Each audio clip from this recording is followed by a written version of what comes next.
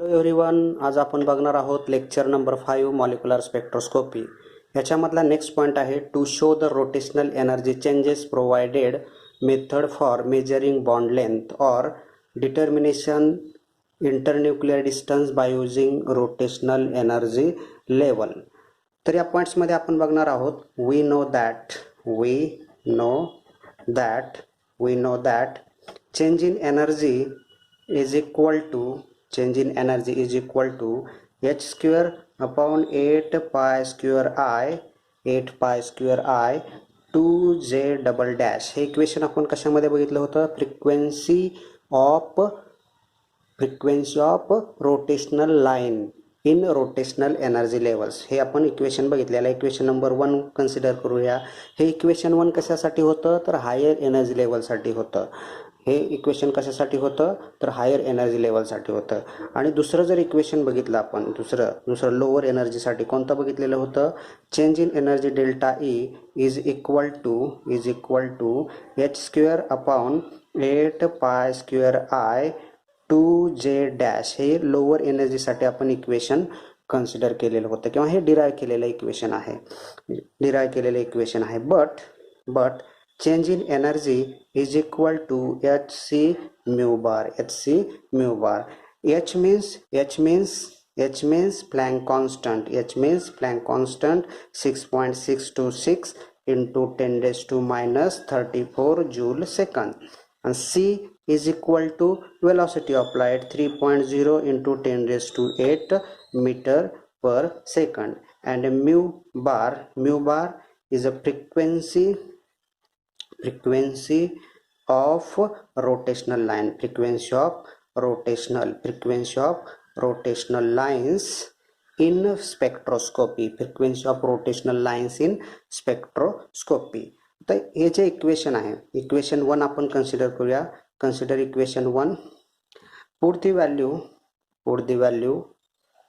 Value delta E in equation 1 मध्ये delta E ची value ठेवायची. तर इक्वेशन 1 या ठिकाणी आहे. इक्वेशन डेल्टा ई ची व्हॅल्यू काय आहे? hc mu bar. तर therefore hc mu bar is equal to h square upon 8 pi square I 2j double dash. आता इक्वेशन मध्ये हे hc जे आहे, हे आपण इक्वल टू साइनच्या राईट हँड साईडला ट्रान्सफर करूया. तर इक्वेशन काय येईल बघा?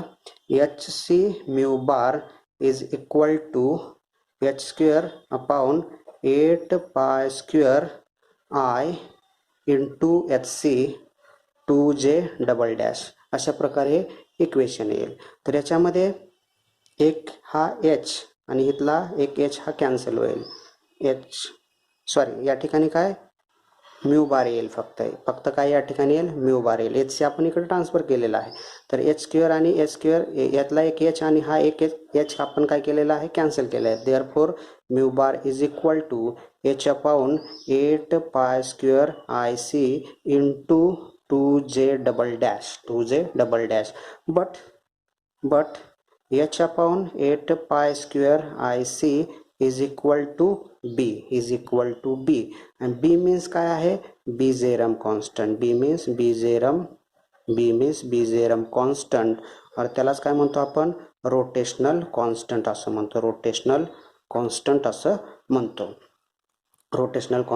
म्हणतो. तर इक्वेशन काय येईल हे? Therefore above equation becomes mu bar is equal to b2j double dash. हे इक्वेशन आपलं कशासाठी आलं? Frequency in spectral lines. हे आपण काल पाहिलेलं आहे इक्वेशन. आपल्याला distance determination of internuclear distance by using rotational एनर्जीमध्ये आपल्याला याचा यूज करायचा आहे. तर आपल्याला बघायचं आहे की आता mu bar is equal to b2j double dash. आणि दुसरं जर इक्वेशन आपण सॉल्व्ह केलं तर काय येणार? Mu bar is equal to b2j dash. हे लोअर एनर्जी लेवलसाठी येईल. म्हणजेच जर आपण याच्यामध्ये जे आणि जनरल मॉलिक्युलसाठी काय येईल? Mu bar is equal to B2J असं पण आपण लिहू शकतो. जनरल मॉलिक्यूलसाठी आपण असं लिहू शकतो. Mu bar is equal to B2J असंही लिहू शकतो आपण. एनर्जी लेवल जर आपण कन्सिडर नाही केल्या तर B2J असं इक्वेशन येईल. तर आपण जेची व्हॅल्यू जे इज इक्वल टू जर समजा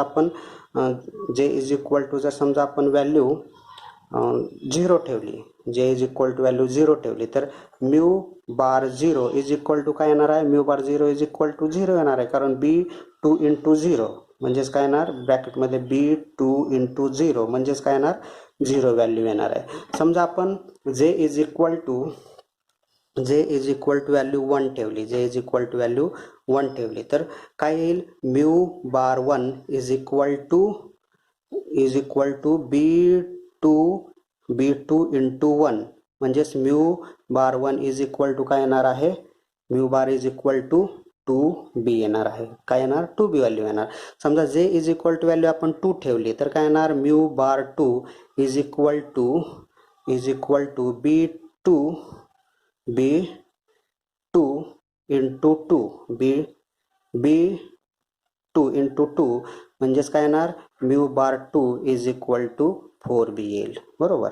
जे इज इक्वल टू 3 व्हॅल्यू ठेवली तर mu bar 3 is equal to B2 into 3 is equal to 6B. म्हणजे जे इज इक्वल टू 4 व्हॅल्यू ठेवली तर mu bar 4 is equal to 8B.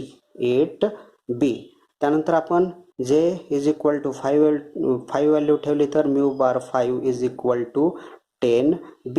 अशा प्रकारे काय होतील? त्याच्या व्हॅल्यू येतील. जर समजा आपण याच्यामध्ये ट्रान्झिशन केलं, the wave number of lines in rotational spectrum can be found for transition. समजा आपण ट्रान्झिशन केलं, for transition J dash is equal to 0 to J double dash is equal to 1 अशा प्रकारचे आपण ट्रान्झिशन केलं तर mu bar is equal to काय येणार? 2B ही व्हॅल्यू येईल. Mu bar is equal to काय येईल? 2B व्हॅल्यू ही येईल. बरोबर. समजा आपण for transition J dash is equal to 1 आहे to J double dash is equal to 2 असं जर ट्रान्झिशन केलं एनर्जी लेवलमध्ये ट्रान्झिशन तर mu bar is equal to काय येणार आहे? 4B येणार आहे. For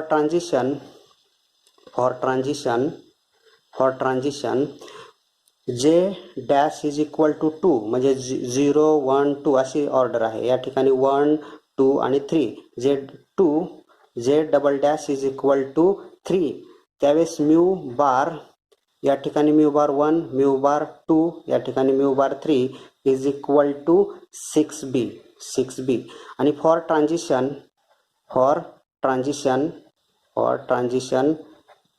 J dash is equal to 3 to J double dash is equal to 4 अशा प्रकारे ट्रान्झिशन केलं तर mu bar 4 is equal to काय येणार आहे? 8B. म्हणजेच काय असणार आहे? तर frequency between consecutive spectrum line always constant. म्हणजे प्रत्येक ह्याच्यातला डिफरन्स किती आहे? 2B आहे. म्हणजे frequency delta mu bar frequency between consecutive spectrum line always constant is 2B. त्याच्यामधला constant change in frequency in line delta mu bar is equal to 2B. Change in frequency in rotational line delta mu bar is equal to 2B. This spacing can be used to find the bond length, and this bond length delta mu bar is equal to 2B. We can written as mu bar is equal to 2B. याला equation number आपण 1 म्हणूया. Equation number 1. तर या इक्वेशनला आपण असंही लिहू शकतो, B is equal to frequency of rotational lines divided by 2. Equation number याला 2 म्हणूया. B मीन्स काय याच्यामध्ये? बीजेरम कॉन्स्टंट आहे. आणि म्यू बार मीन्स काय आहे? Frequency of rotational lines, frequency of rotational lines in rotational spectroscopy. But Beijerin's constant B is equal to h upon 8 pi square IC, 8 pi square IC. याला equation number आपण 3 म्हणूया. बरोबर. Beijerin's constant आपल्याला we know that Beijerin's constant h upon 8 pi square IC. B means काय याच्यामध्ये Beijerin's constant, H means काय याच्यामध्ये flank constant आहे, I मीन्स काय आहे मोमेंट ऑफ एनर्शिया, आणि C मीन्स काय याच्यामध्ये वेलॉसिटी ऑफ लाईट आहे. C मीन्स याच्यामध्ये काय आहे तर वेलॉसिटी ऑफ लाईट आहे. तर एनर्शियाचं इक्वेशन काय होईल, एनर्शियाचं therefore moment of inertia equation I is equal to, हे काय करायचं interchange position, Beijerin's constant, rotational constant and एनर्शियाची पोझिशन इंटरचेंज करूया. I या ठिकाणी येईल आणि B या ठिकाणी येईल. Therefore I is equal to h upon 8 pi square BC, 8 pi square BC. या पद्धतीनं हे इक्वेशन येईल. याला इक्वेशन नंबर 4 म्हणूया. याला इक्वेशन नंबर 4 म्हणूया. But according to moment of inertia in simple rigid diatomic molecule, simple rigid diatomic molecule is given by I is equal to mu r square. I is equal to mu r square. याला equation number आपण 5 म्हणूया. तर from equation 4 and 5, जर equation 4 and 5 बघितलं, हे equation 4 आहे. या ठिकाणी moment of inertia is equal to mu R square आहे. या ठिकाणी moment of inertia is equal to h upon 8 pi square BC आहे. तर इक्वेशन काय येईल, या ठिकाणचं घेऊया, h upon 8 pi square BC is equal to mu R square, is equal to mu R square. जर आपल्याला ह्याच्यामध्ये कॅल्क्युलेट काय करायचं आहे तर determination of internuclear distance by using rotational energy level. तर R is a internuclear distance between energy levels. Therefore R square is equal to काय येईल, हे म्यू इकडे ट्रान्सफर केल्यानंतर काय होईल तर मल्टिप्लाय, इकडे आल्यानंतर काय होईल डिवाइड होईल, h upon 8 pi square BC upon mu. बरोबर, त्याला काय होईल ते डिवाइड होईल.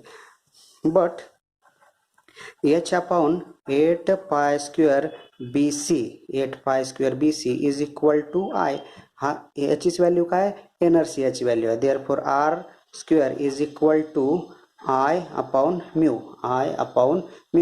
Therefore R is equal to, याचा स्क्वेअर काढल्यानंतर यांचं काय घ्यावं लागणार, square root I upon mu. हे इक्वेशन काय येईल, अशा पद्धतीने इक्वेशन येईल, R is equal to square root I upon mu. तर हे काय झालं, R means internuclear distance in rotational energy level, internuclear distance in rotational energy levels. आता आपण काय मॉलिक्युल्स बघूया, काय मॉलिक्युल्स आणि त्याच्यामधले रोटेशनल कॉन्स्टंट. आता समजा मॉलिक्यूल या ठिकाणी लिहिलेले आहेत, त्यानंतर रोटेशनल कॉन्स्टंट, त्यानंतर इकडे लिहूया आपण रोटेशनल कॉन्स्टंट इन बी. त्यालाच काय म्हणतो आपण बी. रोटेशनल कॉन्स्टंट कशामध्ये असतो तर पर सेंटीमीटरमध्ये असतो, पर सेंटीमीटर. समजा आपण H2 मॉलिक्यूलचा रोटेशनल कॉन्स्टंट हा 60.8 पर सेंटीमीटर असतो. त्यानंतर N2चा जो रोटेशनल कॉन्स्टंट आहे 2.01 पर सेंटीमीटर असतो. त्यानंतर O2चा रोटेशनल कॉन्स्टंट हा 1.45 पर सेंटीमीटर असतो. त्यानंतर HClचा रोटेशनल कॉन्स्टंट हा 10.6 पर सेंटीमीटर एवढा असतो.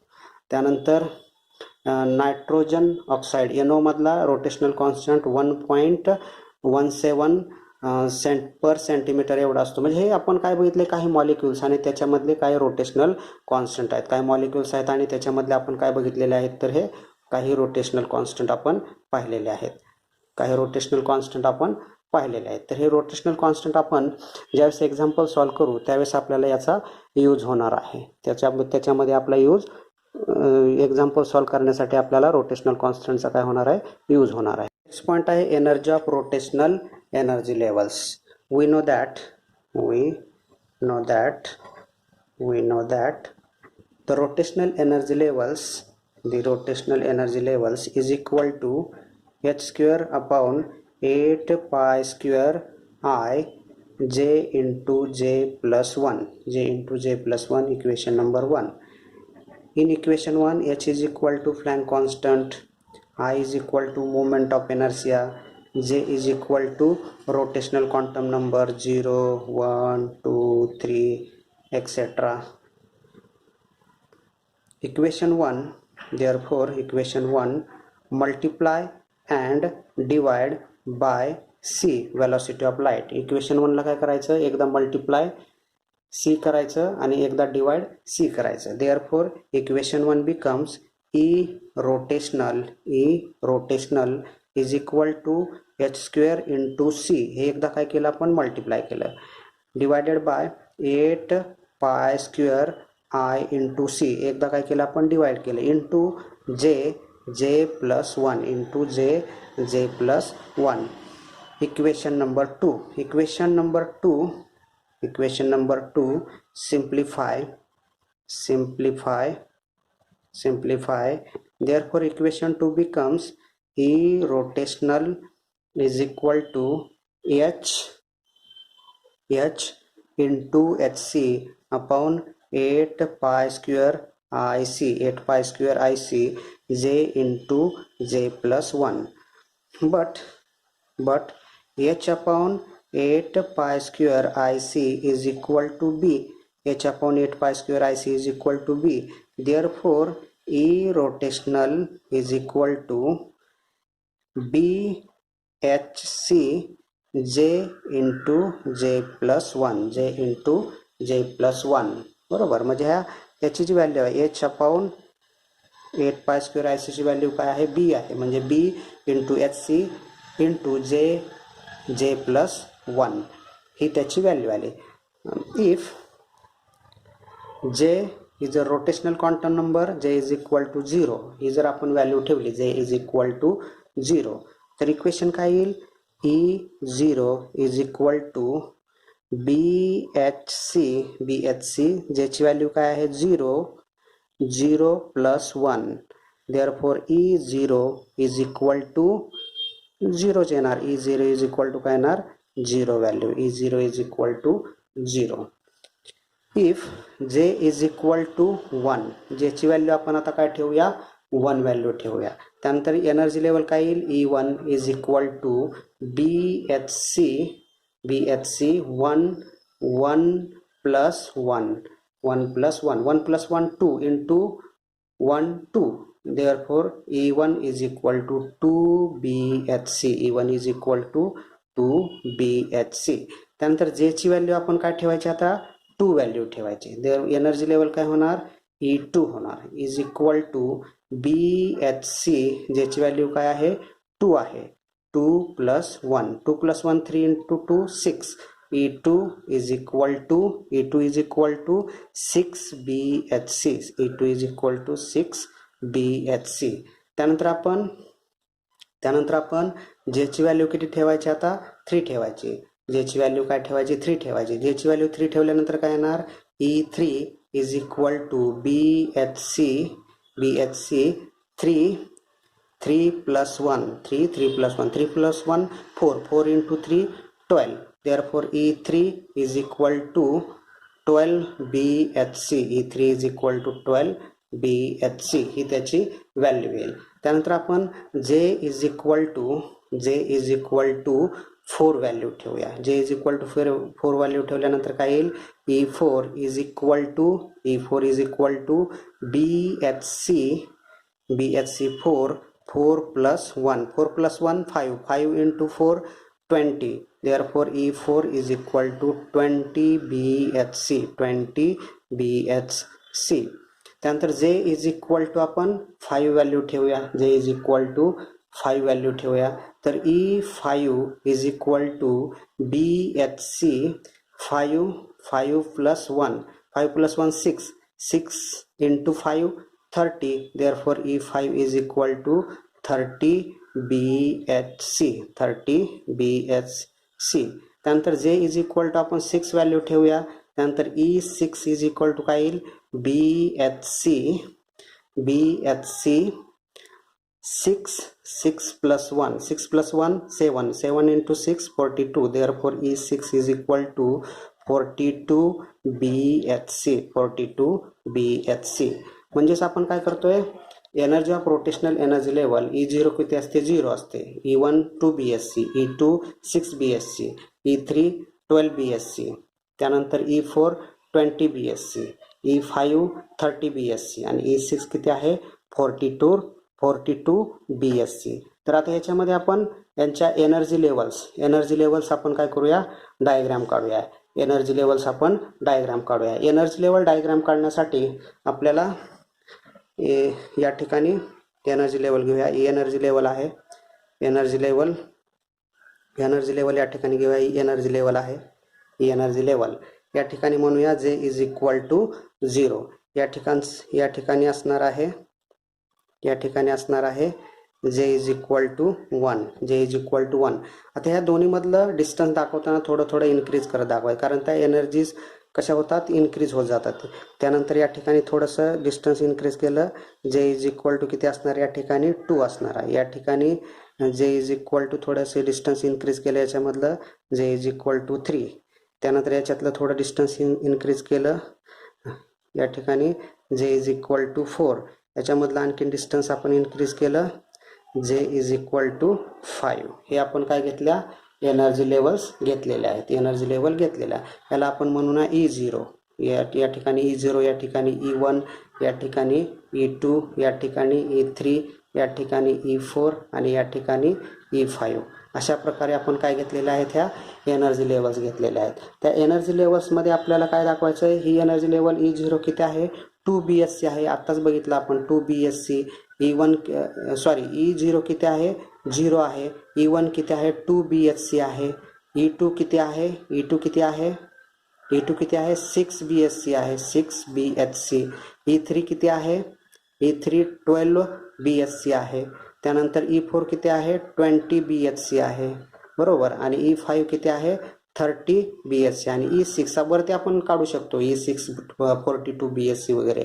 आपल्या या पेजमध्ये एवढ्या आपण बसते त्या आपण काय केलेले आहेत, एनर्जी लेवल्स घेतलेले आहेत. आता आपण याच्यामध्ये काय करूया, ट्रान्झिशन दाखवूया.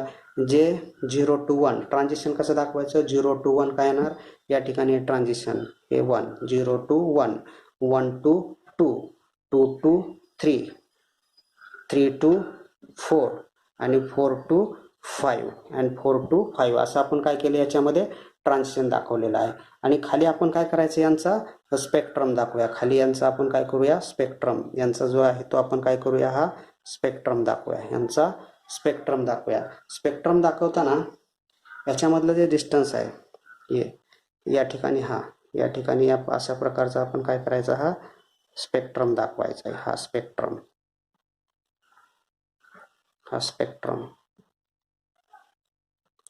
हा झाला याच्यामधला हा स्पेक्ट्रम. तर स्पेक्ट्रम याच्यामधलं जे डिस्टन्स असतं, ह्या प्रत्येक स्पेक्ट्रम मधलं जे डिस्टन्स आहे ते प्रत्येक स्पेक्ट्रम मधलं डिस्टन्स किती असतं, delta mu bar is equal to 2b. याच्यामधलं प्रत्येकाचं डिस्टन्स किती असतं, delta mu bar is equal to 2b. म्हणजेच या ठिकाणी काय असेल, 2b, या ठिकाणी काय असेल 4b, या ठिकाणी काय असेल 6b, या ठिकाणी काय असेल 8b आणि या ठिकाणी असेल 10b. हे असंच काय होणार, 2b न काय होणार, इन्क्रीज होत जाणार. आणि हे कशामध्ये आपण काउंट करतो, पर सेंटीमीटर. कशामध्ये काउंट करतो आपण, हे पर सेंटीमीटर मध्ये आपण काउंट करतो, बरोबर. म्हणजे यांच्यामधलं डिस्टन्स मात्र कसं असणार आहे, distance delta mu bar is equal to किती असणार आहे, 2b असणार आहे. परंतु एनर्जी लेवल्स मात्र काय होणार आहेत, इन्क्रीज होत जाणार आहेत.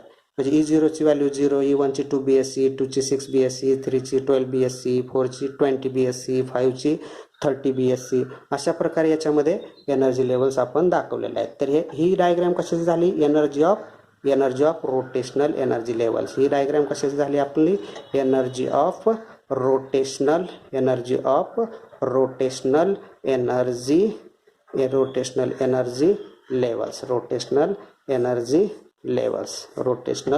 Energy levels. नेक्स्ट पॉइंट आहे सिलेक्शन रूल. तर सिलेक्शन रूलमध्ये आपण बघूया point number 1. Molecule which interact successfully with microwave radiation give rise to rotational spectra are microwave active molecules. समजा हा मॉलिक्युल्स आहे, हा मॉलिक्यूल हॅविंग ए मास m1 m2 आणि हे सेंटर ऑफ ग्रॅव्हिटी, हे डिस्टन्स काय याच्यामधला r, हे डिस्टन्स r1 आणि हे r2. these molecules absorbing microwave radiations to give rotational spectra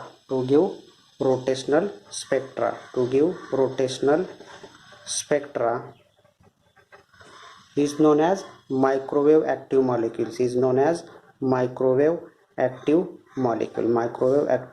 molecules.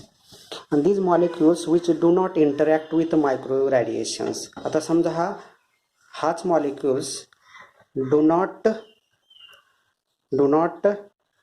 interact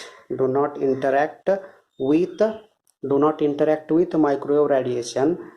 They do not show rotational spectra.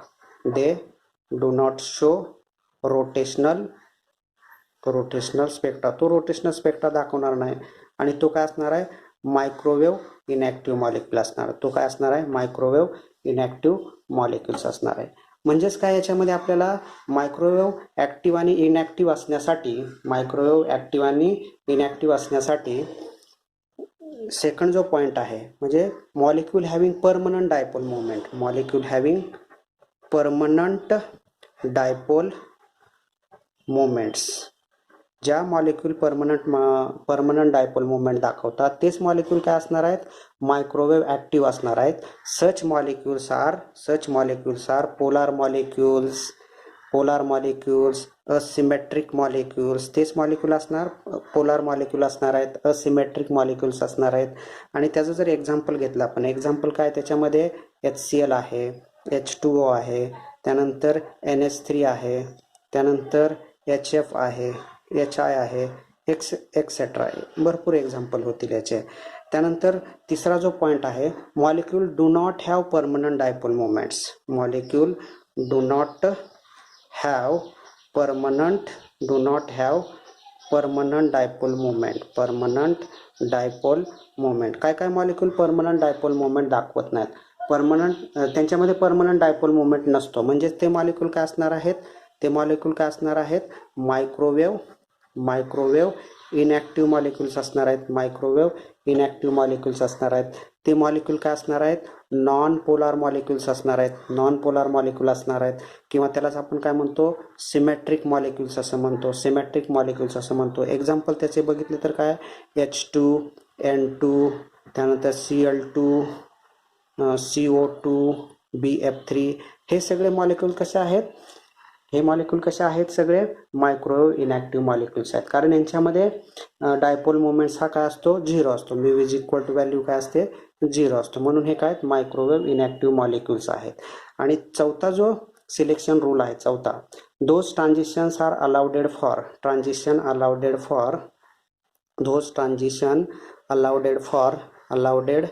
For delta J is equal to +1. तर याच्यामध्ये delta +1 value असेल तर त्याला काय म्हणतो आपण, ॲब्सॉर्प्शन स्पेक्ट्रा. असं म्हणतो. आणि -1 असेल तर काय म्हणतो आपण, इमिशन स्पेक्ट्रा असं म्हणतो. आणि नेचर ऑफ स्पेक्ट्रम जर याच्यामध्ये बघितलं, the rotational transition 0 to 1, 1 to 2, 2 to 3 will be position. Thus the spectral lines are equally separated by 2b. त्याच्यामध्ये जर नेचर ऑफ स्पेक्ट्रम बघितलं, 0 to 1, 1 to 2, 2 to 3, तर यांच्यामध्ये जे स्पेक्ट्रल लाईन आहे ती स्पेक्ट्रल लाईन किती असते, 2b असते. ही स्पेक्ट्रल लाईन किती असते, 2b असते. नेक्स्ट पॉईंट आहे लिमिटेशन ऑफ रोटेशनल स्पेक्ट्रा. तर त्याच्यामध्ये काही लिमिटेशन्स आहेत रोटेशनल स्पेक्ट्रोस्कोपीमध्ये. Number 1, rotational spectra is observed for those molecules only possess permanent dipole moments. Example, HCl, HF, HBr. Number 2 limitation is homopolar molecule do not give rotational spectra. because their dipole moments 0. Example H2, Cl2, BF3 and CO2. Limitation number 3. The linear non-polar molecule like CO2 are microwave inactives. Limitation number 4. Non-linear non-polar molecule like BF3, C6H6 benzene, CCl4 are also microwave inactive molecules. Number 5 and last limitation of rotational spectra: for heteronuclear molecule to show microwave or rotational spectra, it must be in a gaseous state. It must be in gaseous state. हे काय आपण बघितलेले limitation of rotational spectra. तर या ठिकाणी आपण lecture number 5 stop करूया आणि पुढच्या लेक्चरला आपण काही न्यूमेरिकल स्टार्ट करूया. रोटेशनल स्पेक्ट्रोस्कोपीवरील काही न्यूमेरिकल्स आहेत, एक्झाम्पल्स आहेत, ते आपण पुढच्या लेक्चर नंबर 6 मध्ये आपण स्टार्ट करूया आणि हे लेक्चर आपण या ठिकाणी स्टॉप करूया. थँक्यू.